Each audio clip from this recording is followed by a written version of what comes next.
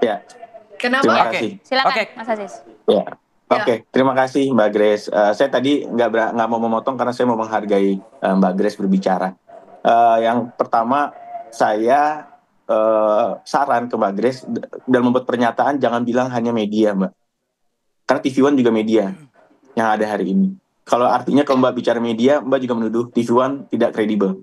Mungkin Mbak bisa bicara sebagian media, Mbak. Jadi kita jangan mengeneralisir pernyataan itu. Jadi nanti akan banyak hati yang terluka, akan banyak hati yang kecewa. Untuk kita bisa bicara plan B, Mbak, itu masalah juga, sekali lagi masalah etika dalam berdemokrasi. Ketika kita sudah dinyatakan didukung oleh sebagian partai, dan kita melakukan independen, artinya itu melukai hati juga, tidak sesuai dengan etika dan adab dalam berdemokrasi. Kok ini sudah didukung oleh 3 partai, tapi kok malah tetap maju independen. Jadi apakah dukungan ini tidak dihargai oleh Mas Anies gitu? Jadi itu yang memang saat itu dilakukan oleh Mas Anies. Jadi hal tersebut mungkin bisa menjadi dasar, Mbak, bahwa memang bukan hanya jadi pernyataan media, hasil kajian di media adalah salah satu hal, dan hal-hal lain juga kita semua sudah menjadi rahasia publik bahwa hal itu memang saat ini terjadi, dan Mas Anies juga melakukan komunikasi yang baik dengan beberapa partai, dengan sebagian besar partai untuk bisa berkomunikasi, bertukar informasi, dan akhirnya menyampaikan kesimpulan bahwa memang Mas Anies tidak bisa berlayar disebabkan dengan A, B, C, D. Jadi ya kita tidak bisa menjelaskan itu. Oke, ya, Mas, kita jeda lagi sejenak ya. Nanti Mbak Monika dan Bang Ipang mungkin ada closing ya, statement nanti usai jeda pariwara berikut, kami akan kembali.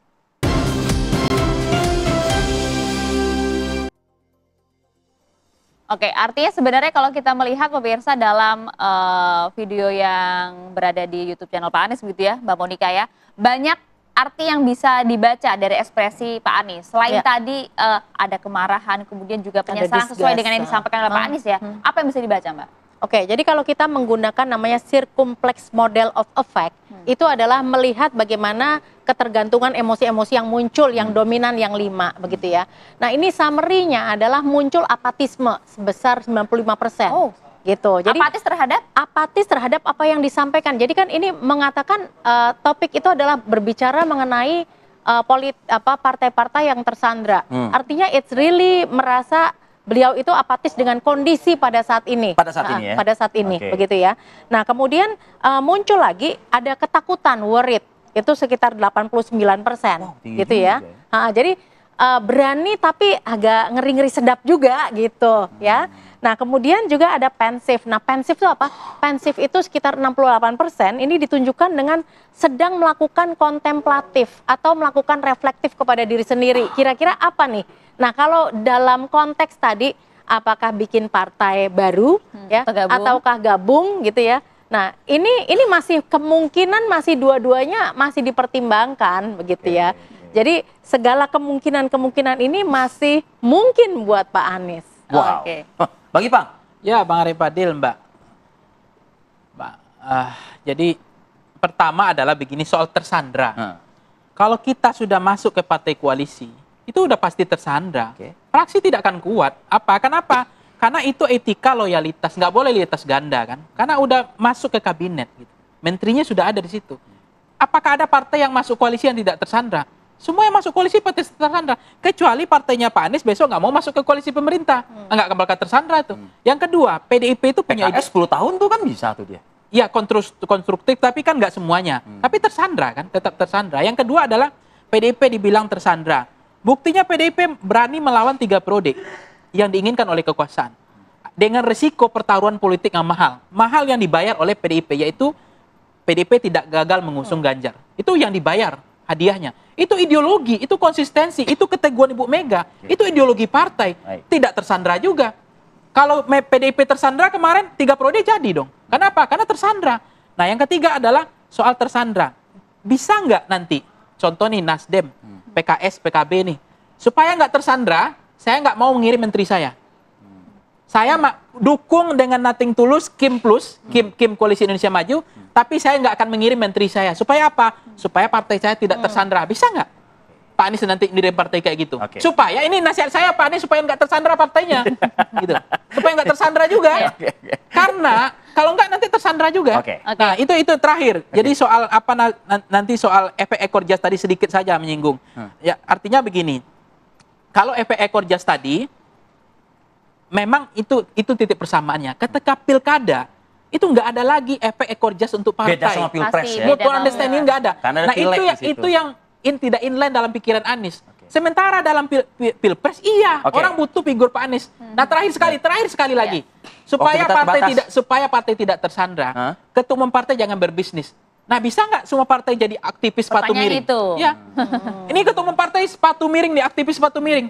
Coba lihat semua ketua umum partai. Nggak bisa lepas nggak dari situ. Oke. Dari ketergantungan aspek ekonomi dan politik. Jadi nggak mudah bicara tentang aspek partai mana yang hampir hari ini tidak tersandra. Pak Anies pun mendirikan partai, jangankan mendirikan partai. Baik. Mendirikan partai gampang, lolos ambang batas parlemen kan nggak gampang. 10 tahun nggak ada partai yang lolos. Terakhir Bang Viva, singkat dari Anda Bang Vika. Silakan Bang.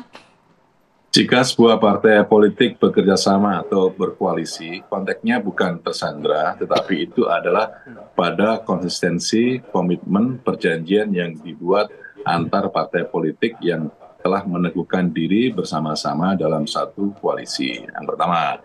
Yang kedua, jika Mas Anies tidak bisa berlayar, ya jangan disalahkan partai politiknya atau siapapun. Anggap saja ini sebagai sebuah takdir dari ilahi, Pelajaran. di mana pada pilkada 2024 ini, masing-masing partai memiliki logikanya sendiri karena partai itu tetap berdasarkan kepada aturan Undang-Undang Partai Politik dan Undang-Undang Pilkada, bahwa persyaratan untuk SK partai B1KWK itu adalah di pimpinan pusat, bukan di pimpinan wilayah atau pimpinan daerah. Kalau pimpinan wilayah dan daerah mengusulkan, itu jelas belum tentu gitu loh. Jadi kalau kemudian ada perubahan sikap, perubahan kebijakan, itu tidak dalam konteks tersandra, tapi ada beberapa pemikiran lain yang menyebabkan partai itu tidak mendukung. Anggap saja ini sebagai sebuah pelajaran bagi kita semuanya bahwa hidup berpartai itu menjadi penting dan sebaiknya apabila seluruh calon pasangan mau berkontestasi sebaiknya menjadi kader partai politik.